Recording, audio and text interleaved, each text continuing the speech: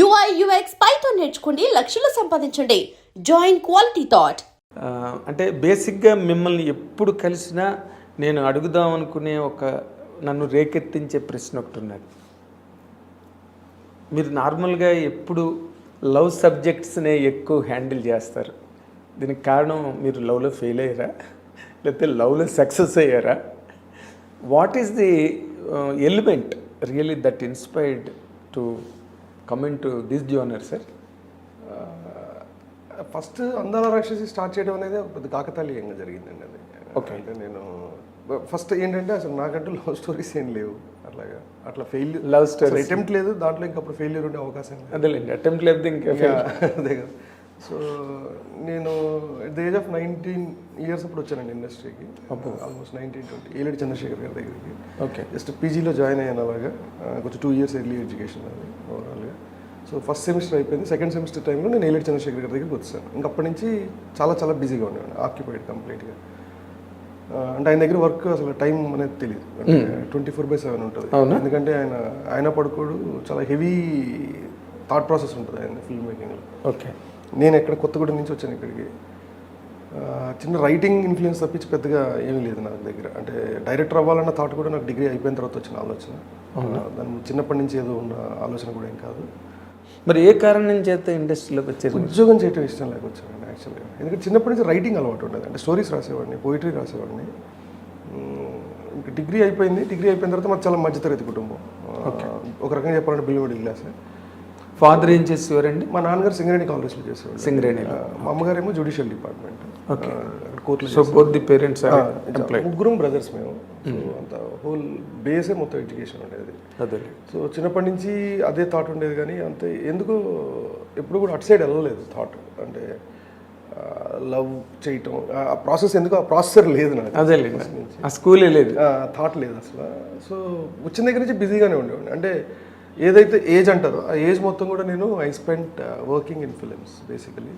So అది కూడా చాలా చాలా హార్డ్ వర్క్ ఉండేది ఆయన దగ్గర.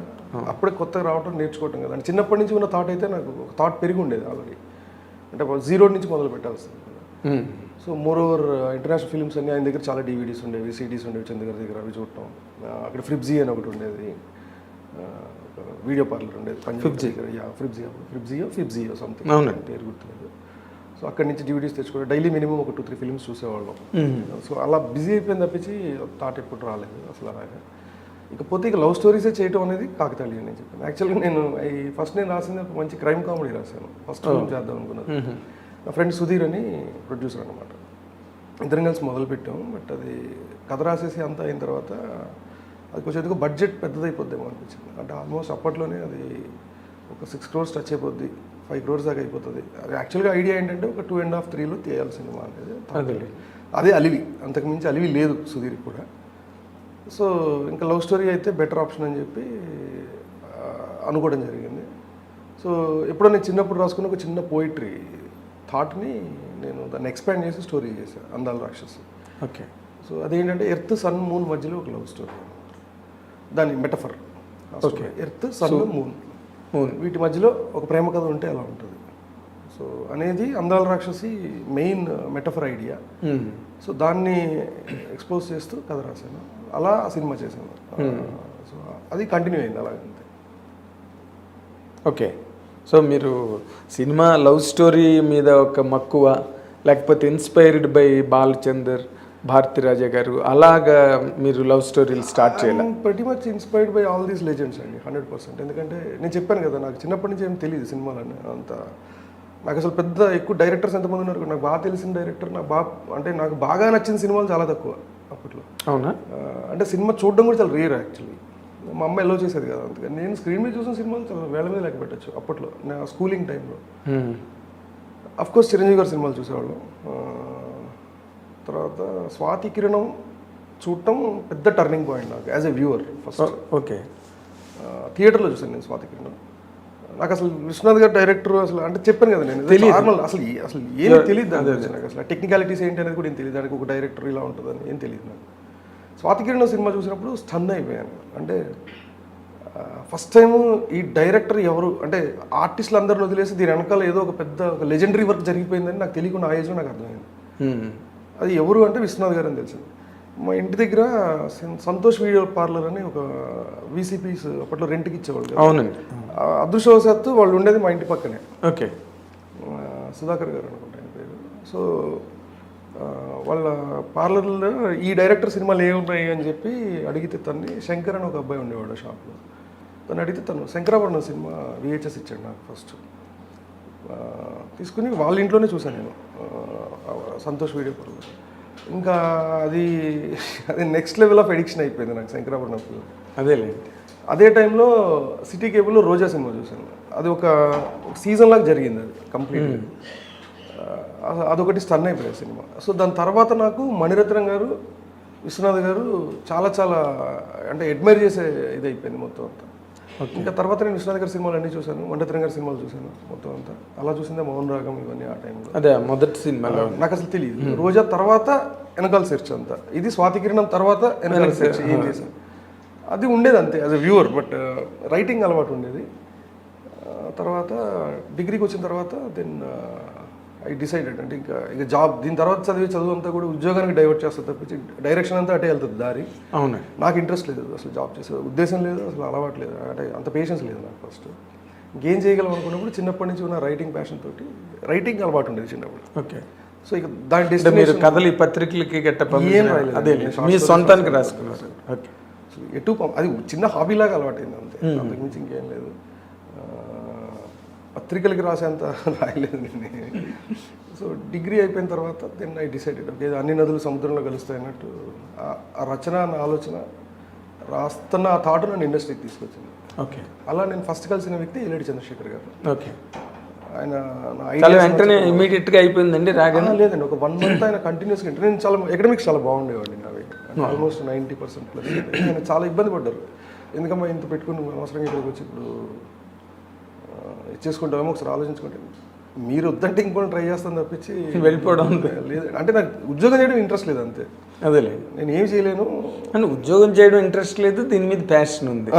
సో ప్యాషన్ కూడా అంత స్ట్రాంగ్ ఉందని నేను చెప్పలేనండి. చెప్పలేదు. స్టార్టింగ్లో అంత డైరెక్టర్ అయిపోవాలని అంత జీల్ లేదు. ఉద్యోగం మీద ఉన్న విరక్తి, నాకున్న ఏకైక అవకాశం ఇటు రైటింగ్ రావటం వల్ల నాకున్న హాబీనే ఇప్పుడు నేను ప్రొఫెషన్ చేసుకోవాలి తప్పించి వేరే ఆప్షన్ లేదు అన్నది. కాకపోతే తర్వాత ఆ జర్నీలో ఆ 1 month ఆయన డైలీ కలవటం దీంతో నాకు కొంచెం పెరిగింది దాని తర్వాత. సో ఆయన చెప్పి చాలాసార్లు పాప నాకు చెప్పడానికి ట్రై చేశారు, వద్దు అనవసరం ఇవన్నీ చాలా పెద్ద చాలా జర్నీ ఉంటుంది దీంట్లో, ఒకసారి ఆలోచించుకో. ఆయనకి నా కుటుంబ నేపథ్యం అంతా చెప్పాను నేను. అప్పుడు ఇన్ని పెట్టుకొని నీకు ఎందుకు ఇప్పుడు అనవసరంగా అని ఆయనే ఒక ఐడియాస్ నా కథలన్నీ విన్నారు ఫస్ట్. తర్వాత ఎవ్రీ వీక్ కలిసేవాళ్ళు ఆయన. నేను దిల్సుఖ్ నగర్లో ఉండేవాడిని, పిలిచేవాడు పాపం ఆయన ఫ్రీగా ఉన్నప్పుడు. ఫైనల్గా ఆఫ్టర్ 1 month ఈ సెడ్ చేసి ఓకే నువ్వు ఏదో తొందరగానే క్రాక్ చేసేలాగున్నావు ఈ మిత్ని దా అన్నారు. అలా ఆయన దగ్గర జాయిన్ అయ్యాను. ఇంకా నేను ఎవరి దగ్గర చేయలేదు. అంటే ఇప్పుడు ఈ పర్టికులర్ ఈ ప్రాసెస్లో మీ పేరెంట్స్ మిమ్మల్ని? మా అమ్మ అసలు మాట్లాడలేదండి నాతో, ఒక 1 year మాట్లాడలేదు. ఎందుకు ఇందులోకి వచ్చినందుకు? అసలు అంటే నోవేర్ వచ్చాను నేను, అంటే వెనకాల ఎవరు తెలీదు, ముందు ఎవరు లేరు అసలు ఫ్యామిలీస్లో కానీ ఎక్కడ కూడా. అలా వచ్చాను నేను. మా అమ్మ అసలు మాట్లాడలేదు నాతో ఒక 1 year. నాన్నగారు? మా నాన్న ఓకే, మా నాన్న కొంచెం లైట్ ఏది నచ్చితే అలా ఉండాలి కానీ ఏముంది ఉద్యోగం అన్నట్టు ఉండేవాళ్ళు. మా అమ్మ అసలు మాట్లాడలేదు, ఎందుకంటే ఏదో మేము చదివి ఉద్యోగం చేసేస్తాం అనుకుంది. అన్నయ్య అలాగే సెటిల్ అయిపోయి. అంటే మిడిల్ క్లాస్ మెంటాలిటీ అట్లాగే ఉంటుంది కదా. ఇప్పుడు చదువుకుని ఏదో ఒక ఉద్యోగంలోకి వెళ్ళి ఆవిడ తప్పు కదా అది, సరే సంబంధం లేకుండా ఏదో చేస్తానంటే ఎవరికైనా భయం వేస్తుంది కదా, రిస్క్. సో ఆ భయం. అన్నయ్య సపోర్ట్ చాలా ఉండేదండి. తమ్ముడప్పుడు పుట్టపర్తిలో చదువుతూ ఉండేవాడు. So okay. సో అలాగ వచ్చిన ఈ ప్రయాణం మరి దర్శకుడిగా ఎలాగా? చందు గారు భయంకరంగా అంటే ఒక టీచర్ అనాలండి ఆయన్ని. ఓన్లీ అంటే అప్పట్లో అలా ఉండేది, అంటే అసిస్టెంట్ డైరెక్టర్ అంటే చాలా బాధ్యత కూడుకుని పని. అసిస్టెంట్ డైరెక్టర్ అంటే చాలా వర్క్ ఉంటుంది. అండ్ ఆయన దగ్గర ఇంకా ఎస్పెషల్లీ ఆయన దగ్గర ఇంకా చాలా ఎక్కువ ఉంటుంది. అంటే డైరెక్షన్ డిపార్ట్మెంట్ వర్క్ మొత్తం టోటల్ అసిస్టెంట్ డైరెక్టర్ మీద ఉంటుంది. అండ్ ఆయన ఫ్రీ హ్యాండ్ ఉండేదండి ఆయన దగ్గర. అంటే ఆయన ప్రతి ఒక్కటి ఆయన దగ్గర నేర్చుకున్నది. ఈరోజు వాడేయమంటే ఓన్లీ ఎల్లేడి చంద్రశేఖర్ గారు అంతేనా? ఇంకా వేరే సర్వం ఆయనకే. ఓకే. గురు బ్రహ్మ గురు విష్ణు దేవుడు ఇంకా నాకు. నా లైఫ్లో ఆయన లేకపోతే నేను ఈరోజు ఇక్కడ లేను. ఓకే. మరి అది మీకు ఏ రకమైన ఆలోచన డైరెక్టర్ అవుదామని గట్ట ఏం లేని పరిస్థితుల్లో ఒక వర్క్ కింద మీరు ఏలేటి గారి వర్క్ కింద కదండి, అంటే డైరెక్టర్ అవ్వాలని అంత నేను చెప్పాను కదా, ఫస్ట్ కలిసినప్పటికీ అంత లేదు. It's not burning, it's a desire, that's it. Okay, ఉట్టి డిజైర్స్ తోటి ఏమీ జరగవు భూమి మీద. బర్నింగ్ అండి, అది బర్న్ అవ్వాలి. ఆ 1 month లో బర్న్ అవుట్ స్టార్ట్ అయింది. దాని తర్వాత నేను చాలా సీరియస్ భయంకరంగా హార్డ్ వర్క్ చేశాను. అంటే అది నా హార్డ్ వర్క్ చేసినట్టు చాలా కష్టపడ్డాను అని చెప్పడం అది ఏమి అలంకారం కాదు. అది అవసరం, వృత్తి ధర్మం. అది అవసరం, వృత్తి ధర్మం. ఆ పని చేసే డిమాండ్ అంతేగాని నేను చాలా కష్టపడ్డానని చెప్పుకోవడం విశ్లేషణ కాదు, ఇది కాదు, ఏం కాదు, అలంకారం అయితే కాదు. డెఫినెట్ అది మినిమం, అది మినిమం ఎఫర్ట్. దాన్ని మనం ఎక్కడ కూడా భూతద్దంలో పెట్టి చెప్పేది కాదు, చూసేది కాదు. కష్టం సార్. ఇప్పుడు ఆ పాయింట్ నుంచి మీరు డైరెక్టర్ అయ్యే పాయింట్ మధ్యలో మీ తాలూకా ప్రయాసలు అంటే అంత సులభంగా జరిగిందా, లేకపోతే దానికి కూడా ఎదురు దెబ్బలు లేకపోతే రకరకాల ఆపసోపాలు పడ్డారా? అంటే ఏమో అండి, మరి దేవుడి దయ, మరి ఏలిట్ గారి బ్లెస్సింగ్స్ ఏమో తెలియదు. కానీ నేను అసిస్టెంట్ డైరెక్టర్ అవ్వడానికి కష్టపడ్డాను. ఫస్ట్ కలిసిన డైరెక్టర్ అయినా జాయిన్ అయ్యాను. దాని తర్వాత నేను 2005లో ఒక షార్ట్ ఫిల్మ్ చేశాను, ఐఎమ్ ఫేమస్ అని.